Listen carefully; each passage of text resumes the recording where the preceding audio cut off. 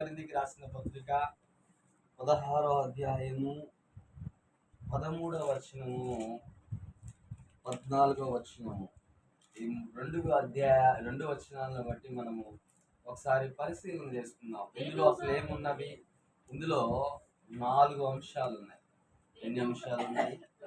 4 అంశాలు ఉన్నాయి. ఈ 4 అంశాలు ఇక్కడను బట్టి కొన్ని వేరే వేరే అధ్యాయాల్లో రాయించి ఉంచాడు దేవుడు.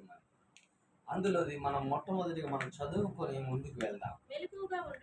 మెలకువ కలిగి ఉండుడి, విశ్వాసమందు నిలకడగా ఉండుడి, పౌరుషము గలవారై ఉండుడి, బలవంతులై ఉండుడి, మీరు చేయ కార్యములన్నిటినీ ప్రేమతో చేయుడి. హల్లెలూయా. ఎన్ని విషయాలండి ఇవి? 4 విషయాలు. ఈ 4 విషయాలు మొట్టమొదటిగా ఏమన్నాడంటే మెలకువ కలిగి ఉండాలి.